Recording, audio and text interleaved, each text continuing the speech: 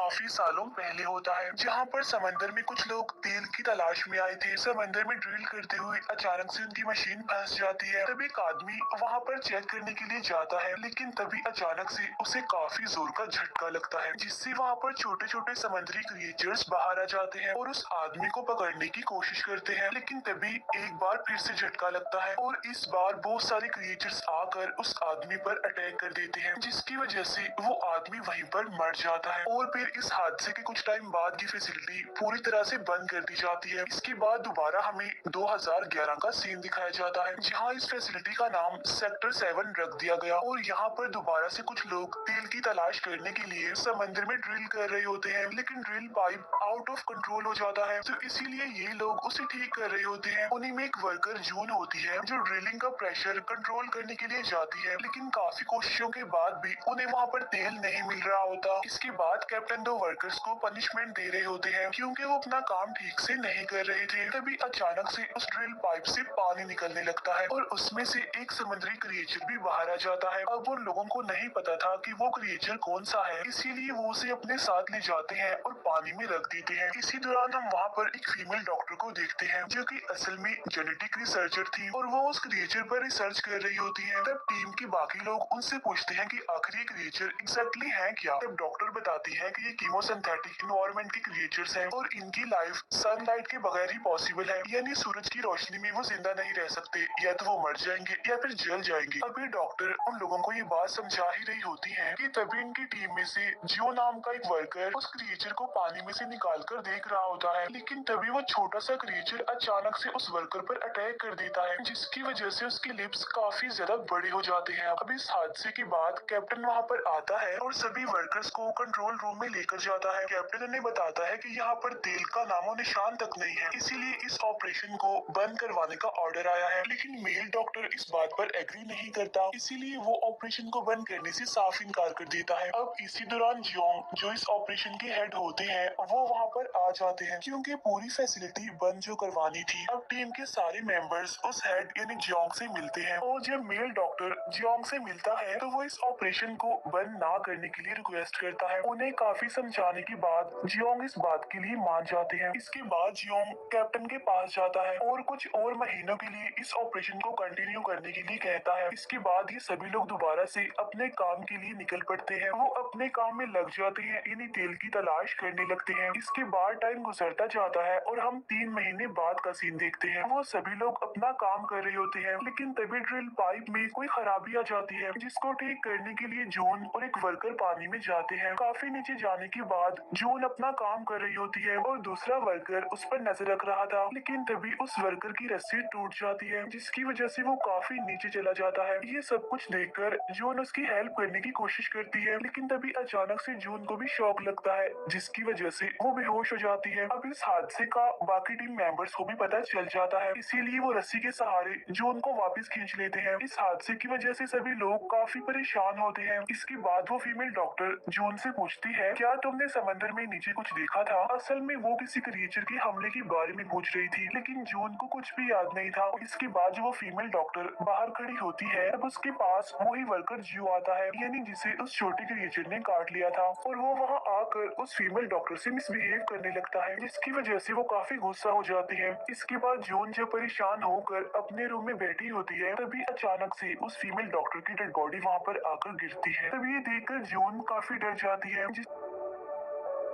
इसकी वजह से वो स्टाफ के सभी मेंबर्स को भी वहाँ पर बुला लेती है। अब ये वहाँ पर दूसरी मौत थी, जिसकी वजह से सब लोग काफी परेशान हो जाते हैं और वो सारा इल्जाम उसी वर्कर जियो पर डाल देते हैं, क्योंकि कुछ टाइम पहले वही उस फीमेल डॉक्टर को परेशान कर रहा था। लेकिन सीनियर डॉक्टर कहते हैं कि शायद ये सुसाइड होगा, लेकिन जब वो अडॉप्सी करने लगते हैं तो उन्हें कुछ अलग ही मिलता है, यानी किसी ने जबरदस्ती उस फीमेल डॉक्टर को नीचे गिरा दिया था। तब वो सीनियर डॉक्टर समझते हैं कि शायद स्टाफ के किसी मेंबर ने उनके साथ जबरदस्ती की होगी, इसीलिए वो सबकी डीएनए रिपोर्ट लेने लगते हैं। अब सब लोग जियो पर ही शक कर रहे थे, इसीलिए वो उसे बेसमेंट में बांध कर रखने के लिए जाते हैं। डॉक्टर डीएनए रिपोर्ट से ये पता लगवा रही थी कि शायद ये किसी स्टाफ मेंबर ने ही किया है, लेकिन काफी टाइम हो जाता है और डॉक्टर अपने लैब से बाहर ही नहीं आते। इसीलिए कैप्टन लैब में जाता है तो उसे पता चलता है कि किसी ने डॉक्टर को भी मार दिया है। ये देखकर वो सभी लोग काफी घबराने लगते हैं। उन्हें लगता है कि शायद ये काम जियो का ही होगा, इसीलिए वो सब लोग बेसमेंट में जाते हैं। उधर हम जियो को बंधा हुआ देखते हैं, जिसे काफी डरावनी किसी क्रिएचर की आवाज सुनाई देती है, जिसकी वजह से वो काफी चिल्लाने लगता है और अपनी रस्सी खोल लेता है और वहाँ से भागने लगता है। फिर कुछ टाइम बाद वो सारे लोग वहाँ पर आ जाते हैं और साइड में ही वो वर्कर जियो बेहोश पड़ा हुआ था। तभी लोग उसे पकड़ लेते हैं और बस मारने ही वाले थे कि तभी वो इन लोगों को उस भयानक क्रिएचर के बारे में बताता है जो उसने कुछ टाइम पहले ही देखा था। वो उन सबको वहाँ से भागने के लिए कहता है और खुद भी वहाँ से भाग जाता है। अब ये सारे लोग उसके पीछे भाग ही रहे होते हैं कि तभी जून वही भयानक सा क्रिएचर वहाँ पर देखती है और उस क्रिएचर ने उसके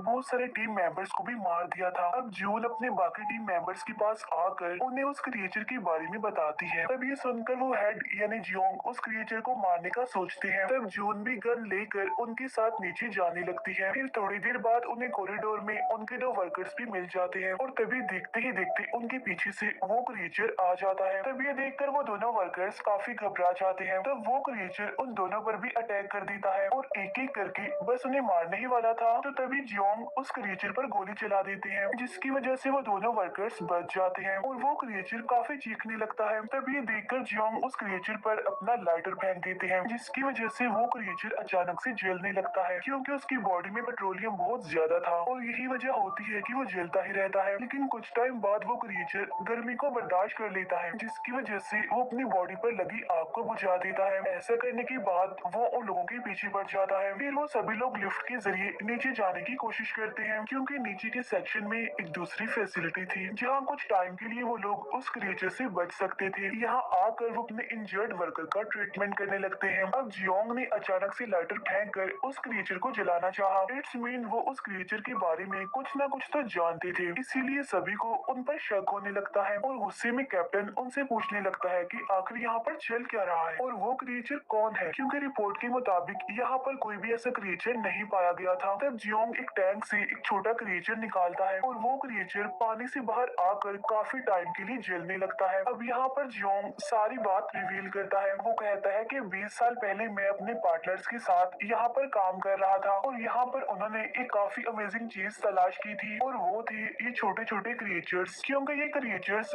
30 घंटों तक जल सकते हैं इजीली, जिसकी वजह से ये बहुत सारी एनर्जी प्रोड्यूस करते हैं क्योंकि उनकी बॉडी खुद पेट्रोलियम से बनी हुई थी। और इन क्रिएचर्स को अगर वो जमीन पर लेकर जाते तो एक क्रिएचर के बदले उन्हें बिलियंस में पैसे मिलते, क्योंकि वो क्रिएचर्स बहुत ज्यादा एनर्जी प्रोड्यूस करते थे। लेकिन मेरी टीम को ये बात पसंद नहीं आई क्योंकि वो सारे क्रिएचर्स थे इसलिए, और बाहर की क्लाइमेट में वो कैसे रिएक्ट करेंगे किसी को कुछ भी नहीं पता था। लेकिन मैं इस बात के लिए नहीं माना और सीक्रेटली अपना एक्सपेरिमेंट करने लगा।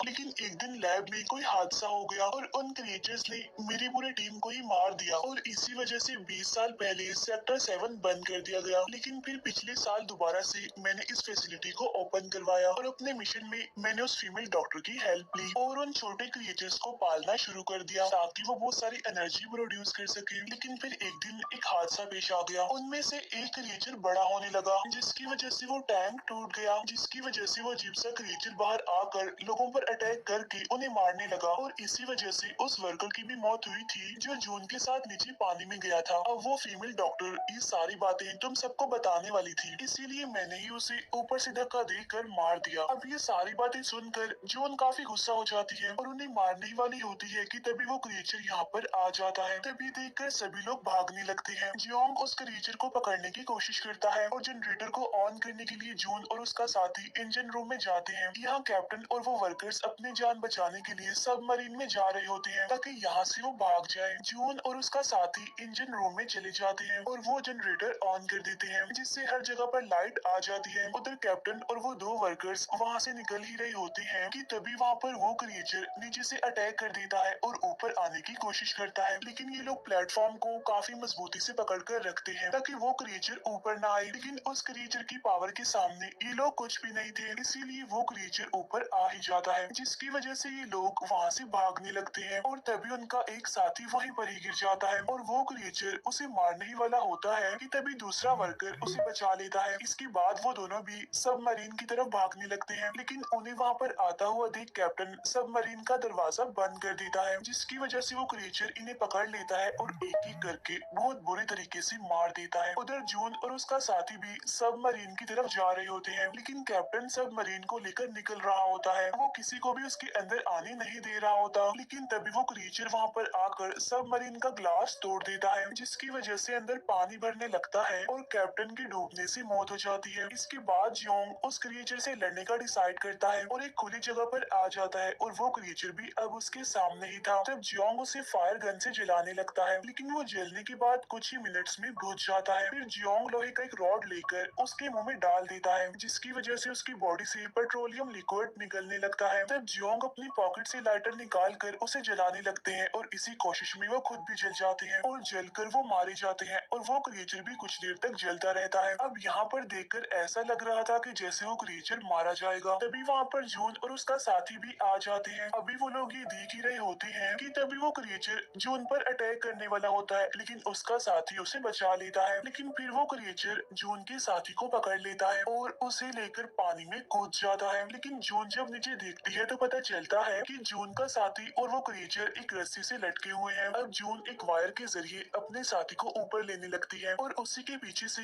वो क्रिएचर भी आने लगता है, लेकिन वो क्रिएचर अब जल चुका था। तभी जून का साथी उसे वहाँ से भागने के लिए कहता है, क्योंकि वो क्रिएचर कभी भी ऊपर आ सकता है जब उसको नीचे गिरा दिया जाएगा। और तब जून वहाँ से भागने लगती है और जब वो क्रिएचर नीचे गिरने वाला होता है तो वो जून के साथी को भी पानी में खींच लेता है और उसे भी वो मार देता है। इसके बाद जून कंट्रोल रूम में होती है। फिर कुछ देर बाद वहाँ पर वो क्रिएचर भी आ जाता है। इसके बाद जून बाहर आती है और जब वो उस क्रिएचर को देखती है तो ड्रिल मशीन की साइड पर चली जाती है। जैसे ही क्रिएचर उस पर अटैक करने के लिए आता है तो जून ड्रिल मशीन का यूज करके उस पर अटैक करने लगती है, लेकिन वो क्रिएचर दोबारा से उस पर अटैक करने लगता है और काफी मुश्किलों के बाद फाइनली वो क्रिएचर मर जाता है और देखते ही देखते ये पूरी फैसिलिटी डिस्ट्रॉय होने लगती है। लेकिन जून पानी में कूदकर अपनी जान बचा लेती है। इसके बाद रेस्क्यू टीम वहाँ पर आकर जून को रेस्क्यू कर लेती है और यहीं पर ये मूवी एंड हो जाती है। Thank you for watching.